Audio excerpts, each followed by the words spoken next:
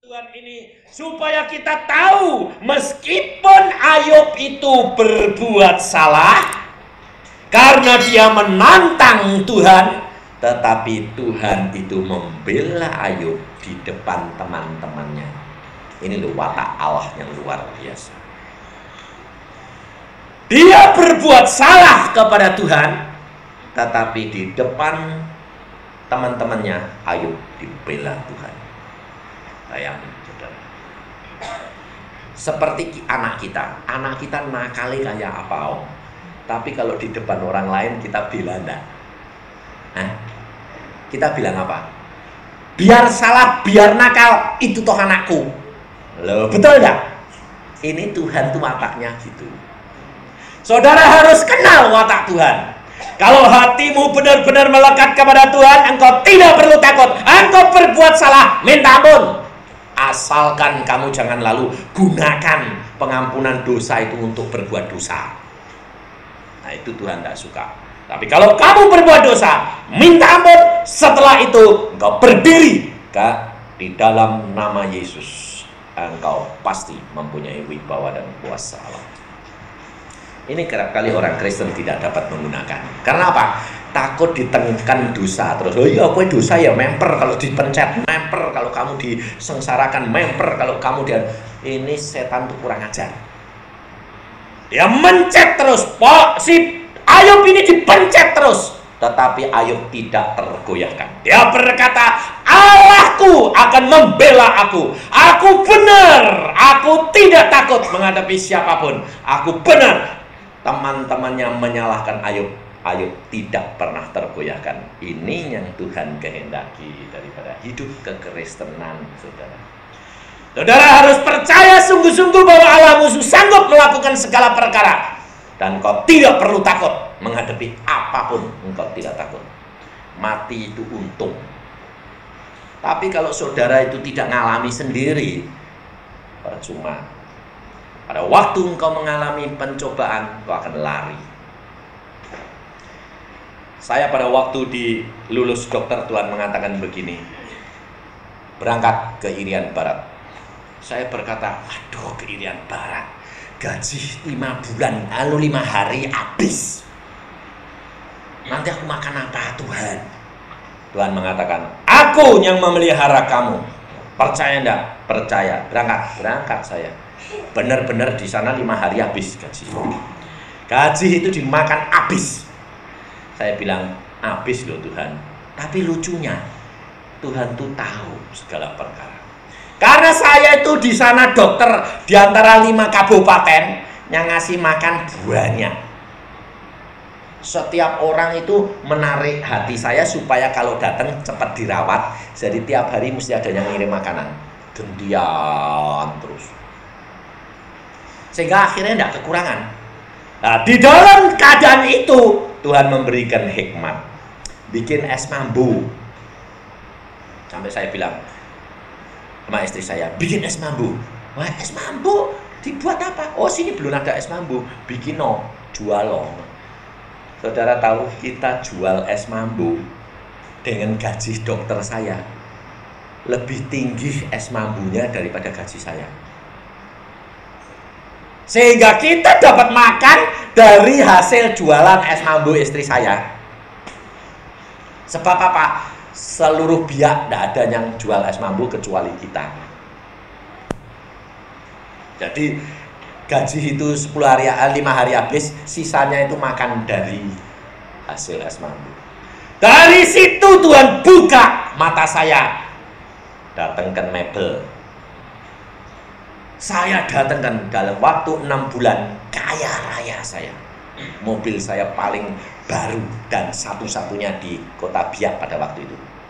Saya beli mobil baru. Saya sampai gini, kok kalau nurut Tuhan tuh kok aneh ya? Secara manusia itu tidak mungkin, tapi jadinya mungkin.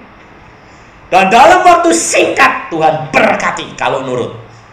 Tapi kalau Tuhan mau ngabiskan, ya cepat. Setelah 3 tahun di Irian Barat, Tuhan bilang, pulang. Pikir saya mau beli unit, mau beli rumah, mau beli mobil. Sampai di rumah jeglek, bawa uang banyak. Dalam waktu 2 hari ludes uang saya. Kenapa? Bayar utang. Padahal saya tidak utang. Yang utang kakak saya.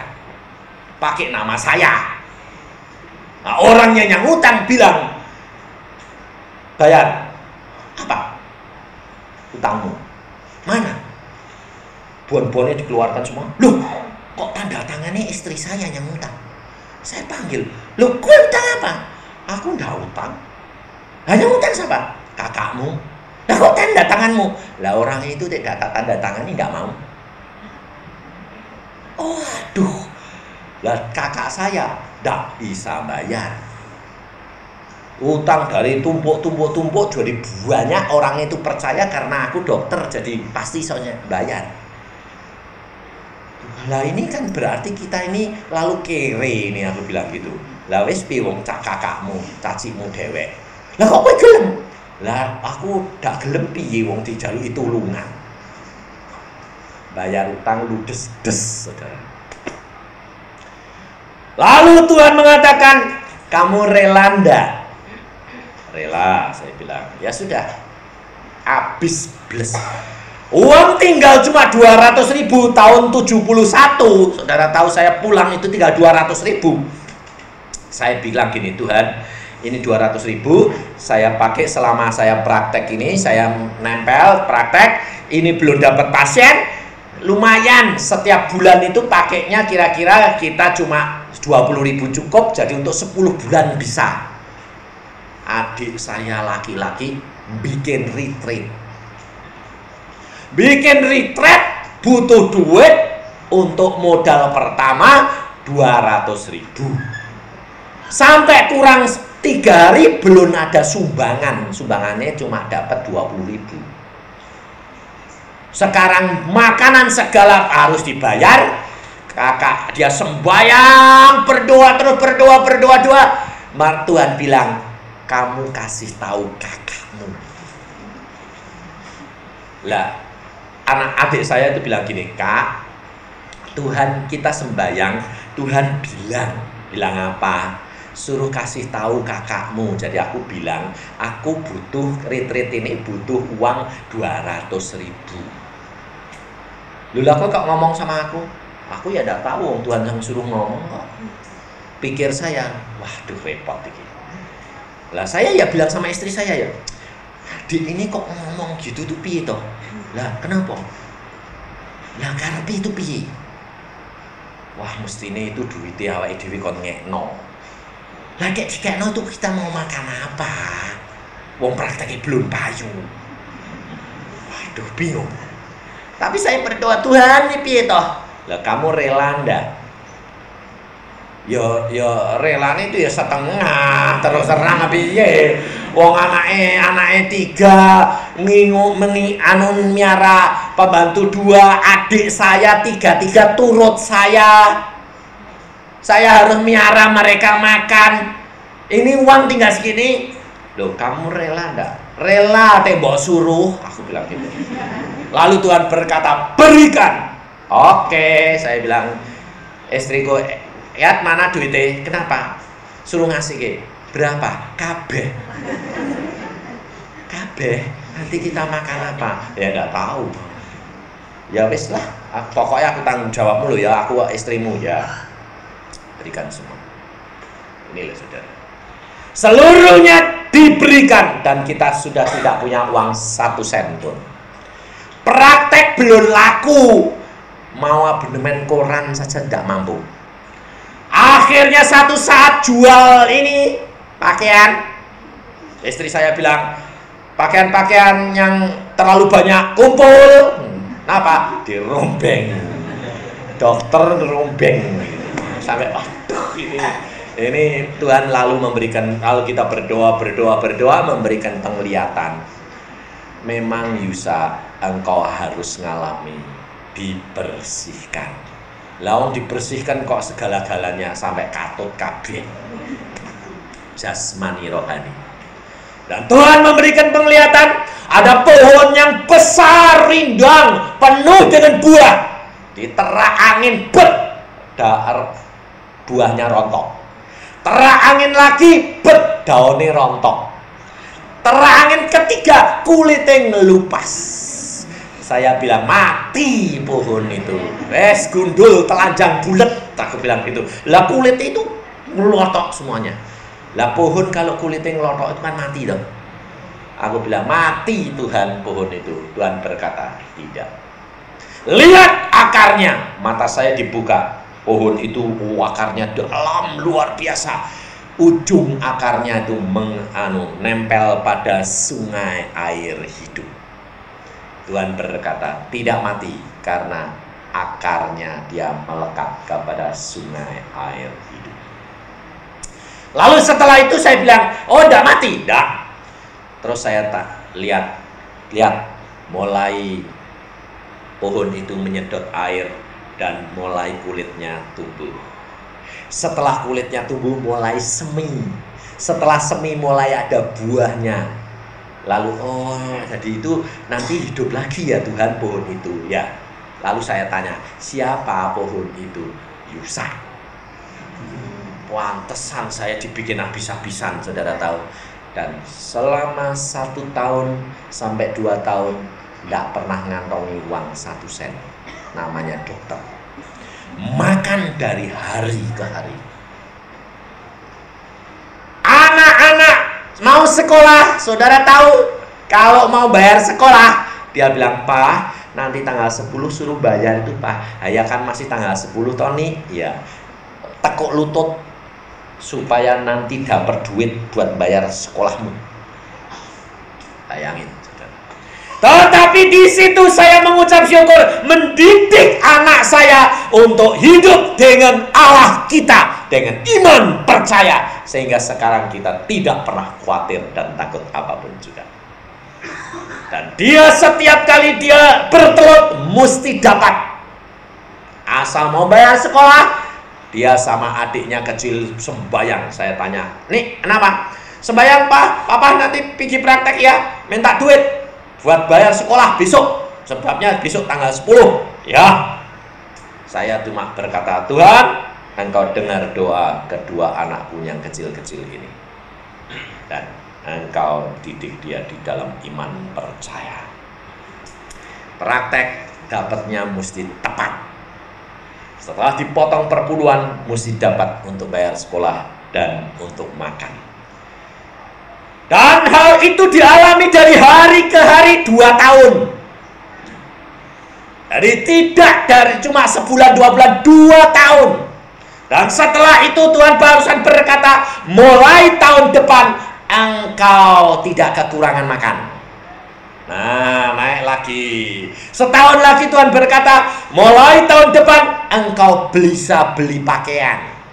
Naik lagi. Tahun depan Tuhan, sekarang mulai bisa rekreasi. Terus naik, saudara. Naik. Sampai akhirnya kita makmur. Setelah makmur Tuhan berkata, stop. Loh, stop bagaimana? Buang semua jadi hambaku. Loh, tutup praktek. Jadi direktur, copot jadi direktur. Mulai nol lagi Tuhan. Enggak nol. Serahkan ke dalam tanganku. Ini loh saudara. Hidup kekristenan harus berani bayar harganya dan nurut apa yang Tuhan katakan. Engkau akan melihat perkara-perkara besar yang Allah lakukan, dan engkau merasa bahwa bukan dirimu sendiri, tapi Allahmu yang bertindak. Firman-Nya ya dan amin. Apa yang terdapat di dalam Alkitab mesti digenapi. Dan saya sampai sekarang melihat pekerjaan Allah luar biasa. Tetapi Tuhan itu menjagai saya melalui apa? Melalui tidak boleh terikat akan duit, tidak terikat akan kepintaran, tidak terikat akan harga diri. Semuanya harus diserahkan ke dalam tangan Tuhan. Tapi saudara tahu, jalan yang Allah berikan luar biasa, tidak masuk akal semua. Penginjil seperti saya, Tuhan berkata, anakmu sekolah di Holland. Coba pikir saudara, 1 bulan berapa khusus untuk anak saya saja, untuk yang sekolah di Belanda. Belum yang ini, mau lulus SMA sekarang sudah lulus, mau masuk fakultas. Bagaimana mungkin secara manusia menginjil? Sedang kalau menginjil dapat persembahan, kadang-kadang Tuhan berkata berikan. Bayangin. Lalu pikir-pikir kalau segitu itu nanti mulai bawa apa?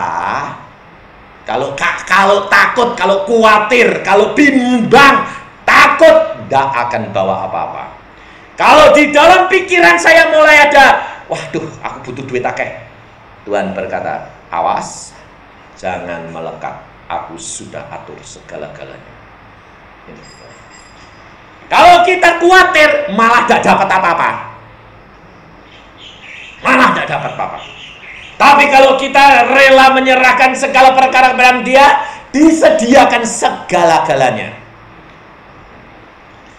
Maka pada waktu sebelum ke Israel, Tuhan berkata, kamu berangkat ke Israel. Loh Tuhan, mau Israel tuh biayanya mahal. Orang 1,2,5 juta bayar sendiri loh. Saya sebagai pendeta. Istri saya ikut bayar. Saya bilang, sudah 5 juta loh Tuhan. Berangkat, mobilmu jual. Mobilnya dijual tambah. Mobil saya jual cuma laku 6 seperempat. Mobil Galen 79 saya jual. Dan kalau dijual nanti piye? Nanti kamu pulang tak ganti. Secara logikanya itu dari mana, saudara? Tidak masuk akal. Tapi saya nurut, jual-jual. Sampai di Jakarta temen-temen ini bilang gini, waduh aku udah jadi ke Israel. Kenapa? Aku udah punya duit mau bayar pegawaiku. Butuh berapa? 2,5 juta. Tuhan ngomong, duit mobil kan 6 juta. Kasih ke Loh, kasih ke pizza Tuhan. Biar dipakai sih. Nanti urusan belakang. Terus tak telepon anak, kirim uang atas nama Om ini biar dipakai. Bayangin, pakai. Dia bilang, Pak Yusa, ini tak pakai, tapi bayarnya orang iso brek. Nggak bisa kontan seluruhnya. Orang urusanmu, itu urusannya Tuhan. Saya itu orangnya gitu. Masa bodoh? Itu urusannya Tuhan. Pada waktunya, aku nanti akan dapat. Pulang dari Israel, saya nginjil setelah 2 bulan, Tuhan berkata, bulan Januari, engkau dapat mobil baru. Pikir-pikir duitnya dari mana? Ini tidak mungkin, ya tak? Sing temen ini belum bayar. Mana mungkin? Tapi satu saat Tuhan berkata, waktunya sudah tiba, engkau cari mobil. Sampai mereknya, sampai warnanya dikasih tahu. Warnanya ini, mereknya ini. Honda Accord warnanya abu-abu hijau. Oke, saya cari. Dapat. Harga nih, wah lah kok 15,5 juta. Aku bilang, Tuhan 15,5 juta. Aku bayar. Orangnya bilang, untuk Pak Yusa sendiri? Ya, saya korting 1 juta, 14,5 bayar. Sudah, saya bilang, saya pulang dulu, saya berdoa, Tuhan ini teman saya bayar 6 juta seperempat bayar. Wah, bisa 3 kali bayarnya. Terus, ini 6,5 juta, masih kurang banyak. Tuhan berkata, aku bayar. Orang ngasih itu kayak datang sumbangan kayak orang kawin. Tang kumpul 12,5 juta. Waduh, masih kurang 2 juta. Tuhan bilang, aku segera bayar. 4 hari 2 orang datang, 1 hari 2 juta, 1 hari 1 juta, 1 kali 1 juta. Lunas. Sampai anak saya bilang, kalau Allah sudah berfirman, segala perkara jadi. Dan jadi. Lalu setelah kita nikmati, saudara tahu, Tuhan berkata apa? Aku sudah siapkan segala-galanya untuk engkau. Pergi barang kemana engkau mau. Waduh, saya bilang, liburan kemana? Ayo kita sembahyang. Istri saya yang sudah mulai tergerak, sembahyang buat liburan, sembahyang buat liburan. Anak-anak bilang, oh ya, ini mau liburan, sembahyang, mau kemana? Berdoa, Tuhan kita mau kemana? Kita kirim surat anak saya yang di Holland, nak kamu pulang saja ya ke Indonesia, kita putar-putar di Indonesia. Anaknya jawab, Pah aku tidak pulang, mau belajar banyak. Kalau papa mau sama adik-adik berangkat ke Eropa. Tak pikir kok enak ngomongmu begini. Bapakmu mbak mamahmu mbak anak-anak suruh berangkat ke Eropa, berapa duitnya? Tapi dia berkata apa? Mau kemana? Mau ke Eropa. Oke, kami siapkan semuanya untuk Anda. Hah? Siapkan bagaimana? Kita sediakan tiketnya pulang pergi dan biayanya di hotel. Bayangin, saudara. Lalu akhirnya dia dulunya mau ikut orang ini. Dengar Rusia nuklirnya bocor, dia tidak berani karena dia orang kaya, tidak berani. Wah, tidak jadi Pak Yusa, saya ke Eropa. Pikir saya tidak jadi, ya sudah, aku ya tidak jadi ikut toh. Wong dia yang mau ngajak kita. Dia bilang, aku tidak jadi pergi, Pak Yusa tetap berangkat. Pembiayaan tetap aku sediakan semuanya. Saudara tahu berapa yang disediakan buat kami? 14 juta. Masuk akal enggak? Masuk akal. Mak saya bilang, Tuhan uang segitu banyak ya eman-eman ya buat jalan-jalan toh. Tapi kalau aku jadi hamba Tuhan lalu bilang gini, ya wes duitnya wae tak jaluke, ya ki sini ya toh. Wong dikasih ida dibuat saya kok. Saudara tahu tiketnya dikirim. Saya sudah diberi tiket untuk ayah saya, istri dan anak-anak. Pada waktu saya berdoa, Tuhan, ini mosok berkat ini buat aku toh. Saya bilang, kan mesti ada yang dapat, yang lain hambamu atau siapa yang kamu suruh kasih, saya kasih loh. Tuhan berkata, itu loh Sambudi bawa. Langsung saya berdoa, padahal saya tidak pernah mikir dia loh. Sambudi tahun yang lalu kan dia bilang, aku kepingin ke Israel, dia punya jatah, bawa. Saya intro kau, Sam berangkat dah, sedang nginjil di desa. Istrinya bilang, mau berangkat toh. Langsung saya intro kau ke Jakarta, tolong tambah tiket suami istri si Sambudi sama istrinya, dikirim tiketnya. Datang, saudara tahu, Allah kita itu menyediakan segala-galanya, saudara. Tidak ada barang yang mustahil bagi dia. Tidak masuk akal di dalam pikiran kita, saudara tahu. Kalau Allah sudah mau, kenapa engkau takut dan khawatir? Kita tidak tahu. Saya sendiri tidak masuk akal. Apa yang saya kerjakan? Orang itu tidak utang budi sama saya. Ketemu saya barusan 2 kali. Dengar khotbah, lalu melakukan, dia bilang, Allahku luar biasa.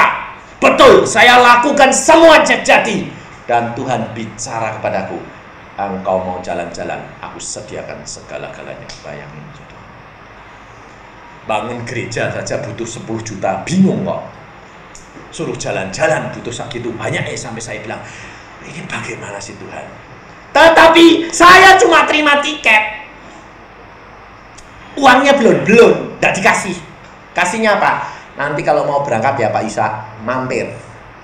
Saya berikan kamu travel check untuk dipakai di sana dan uang Belanda. Bayangin. Jadi kalau belum berangkat, belum dikasih.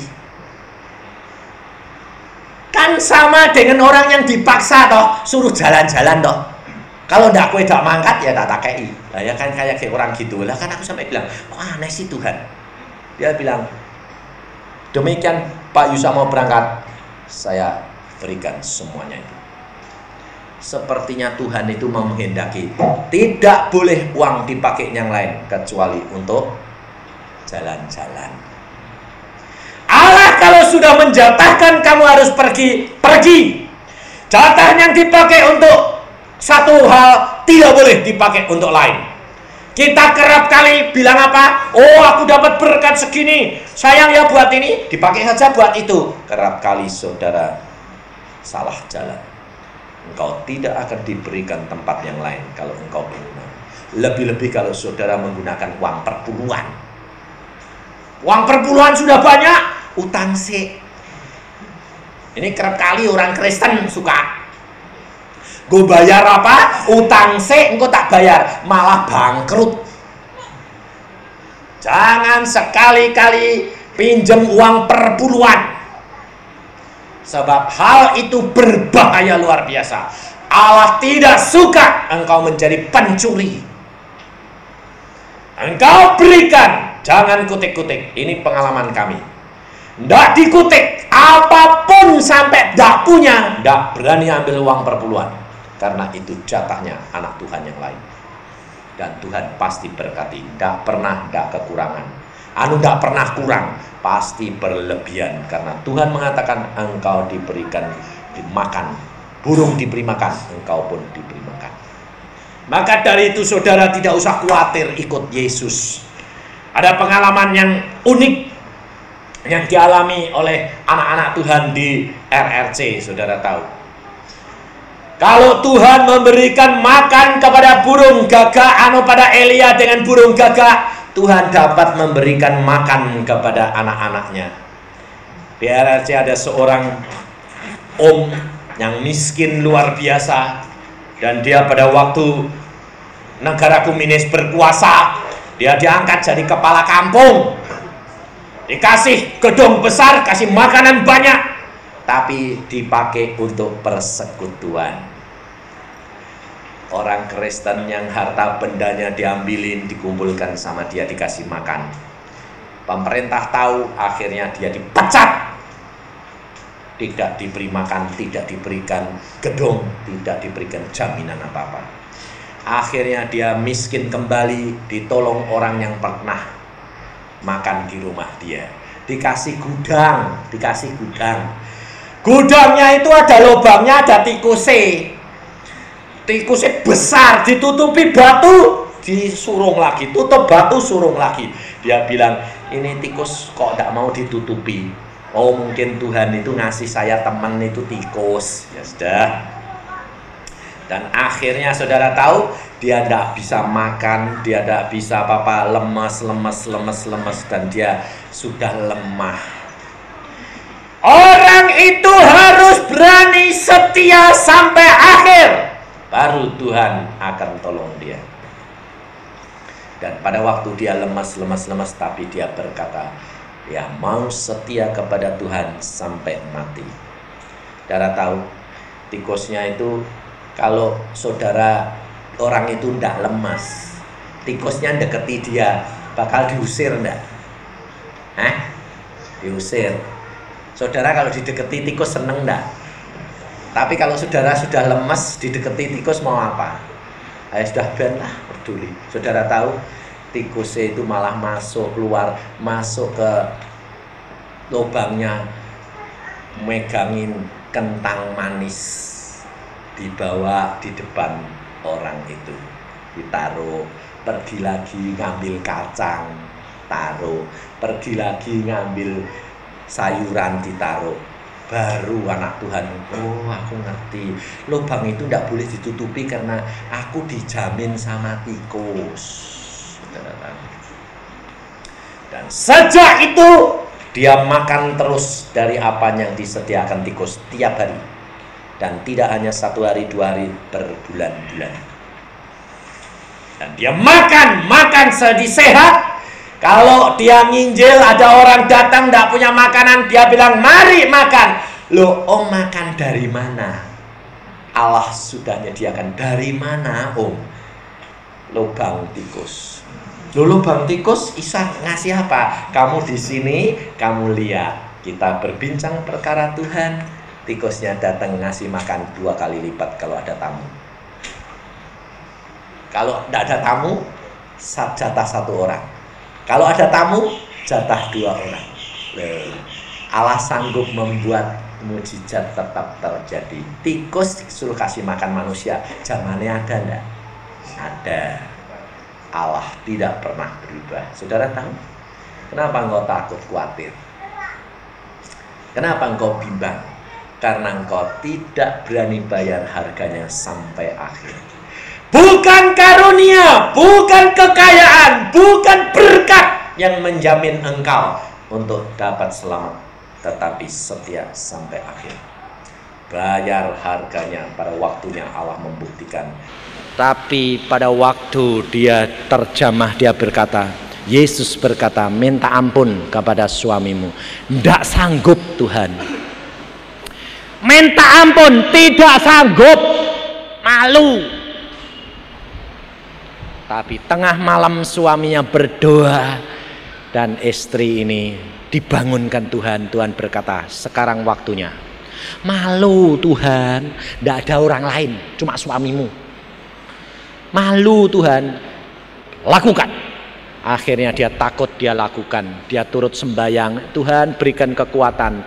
Akhirnya dia bilang sama suaminya, Pak, ampuni saya ya Pak.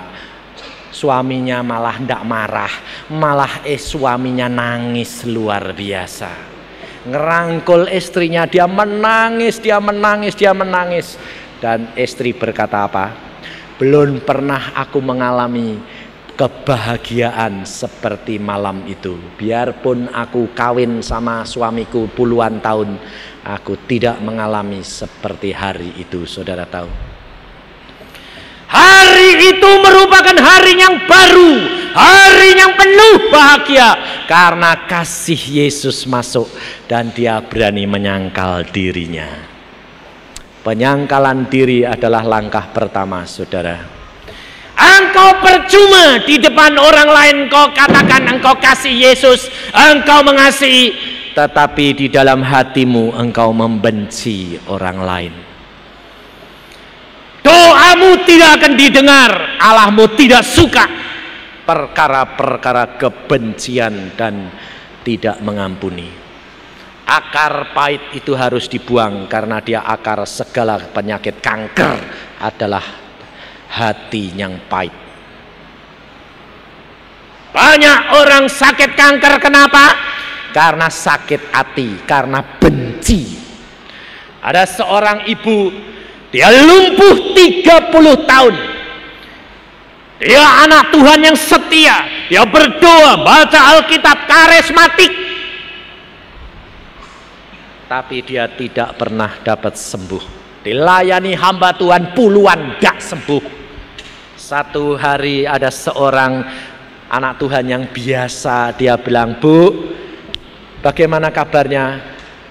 Aku sudah biasa kok pakai kursi roda begini, 30 tahun aku tidak pernah sembuh. Lalu orang itu berkata, Bu, saya kok diingatkan Tuhan, ibu ini punya sakit hati. Udah, aku sudah keluarkan semua sama Tuhan, beres. Aku sekarang setia, aku sekarang baca Alkitab, aku sekarang lakukan apa saja yang Tuhan mau. Dia berkata, tapi Tuhan jelas ngomong, engkau masih punya. Coba ibu diurut dari lahir. Dari lahir diurut. Dia lahir, tanyai, ibu dulu lahir tahun berapa? Tahun ini. Berapa saudara ibu? Dia nangis, saudara tahu. Oh iya, aku punya saudara kembar satu, yang sampai sekarang aku sudah lupakan dia. Saudara dia kembar lebih daripada 40 tahun tidak pernah ketemu, karena sudah berjanji kita tidak akan bertemu, karena gara-gara kembar terus sampai pacar keliru. Karena yang ini merasa sakit hati, kalah cantik, kalah lembut, akhirnya berkata tidak akan terjadi pertemuan, pisah, dan tidak usah aku saudara kita hilang. Dan saudaranya pergi ke kota lain, dia lari ke kota lain, tidak pernah ketemu, dan sejak itu tidak pernah diingat bahwa dia punya saudara satu kandungan. Dan setelah dia bilang, oh aku sakit hati dengan saudara kandungku sendiri, saudara kembarku. Sekarang orangnya di mana? Aku tidak tahu. Cepat beresin. Allah mau bertindak. Hanya tinggal satu hambatan yang ibu belum bayar. Dan pada waktu itu dia berkata, aku akan cari. Malam hari itu dicari. Orang tuanya, familinya ditanyain semua, ketemu di kota lain, dienterokal sama dia jam 1 malam. Telepon, jawab, kamu ingat saya? Siapa kamu? Aku ini saudara kandungmu. Oh, kamu toh. Lalu dia bilang, aku sekarang sudah jadi anak Tuhan, aku mengasihi engkau. Aku minta ampun, aku dulu jahat kepadamu. Aku sekarang mau minta ampun, engkau mau ngampuni aku toh? Yang sana bilang, aku dari dulu sudah ngampuni kamu karena aku tidak sakit hati. Engkau yang sakit hati sama saya, tapi aku sekarang bertobat. Aku minta ampun. Sambil air matanya bercucuran, ibu ini tidak sadar kalau dia itu sudah megang telepon sama jalan-jalan. Aku minta ampun, aku minta ampun. Si orang ini dia bilang, jalan-jalan. Aku kepingin ketemu engkau. Bisa ketemu kapan? Janjian ketemu. Setelah setengah jam dia letakkan, dia bilang, puji Tuhan, aku sekarang merasa hatiku bebas karena aku tidak punya ganjelan lagi. Bahagia, bersuka cita. Dia lupa kalau dia itu sudah jalan-jalan. Lalu orang itu dirangkul, dia bilang, terima kasih engkau ingatkan. Bu, ingat enggak kalau ibu itu dulunya apa? Lumpuh. Lah kok jalan-jalan? Oh iya ya, aku sudah jalan ya. Sembuh total hari itu juga, saudara tahu. Kita kerap kali tidak tahu apa yang menjadi ganjelan, apa yang menjadi hambatan untuk kesembuhan kita, apa yang menjadi perkara-perkara yang menghambat. Malam hari ini segera bereskan. Air akan berubah menjadi anggur untuk engkau semuanya. Apapun dapat terjadi, Allahmu sanggup melakukan apabila engkau melakukan apa yang Tuhan kehendaki di dalam diri kita masing-masing. Hidupmu akan dibaharui, hidupmu akan menjadi sempurna. Apa yang engkau bangun, engkau akan menikmati dan memeliharakan sampai pada akhirnya. Amin. Mari kita berdoa.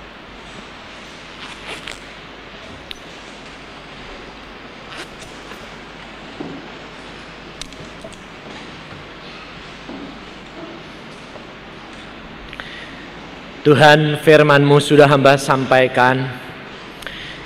Kalau hal ini engkau tawarkan dari mulai hamba-Mu tadi duduk di sana, hamba mohon engkau sendiri yang akan menjamah tiap anak-Mu. Tuhan, hamba mohon kemurahan daripada-Mu. Hamba mohon engkau sendiri yang menjamah tiap-tiap anak-Mu.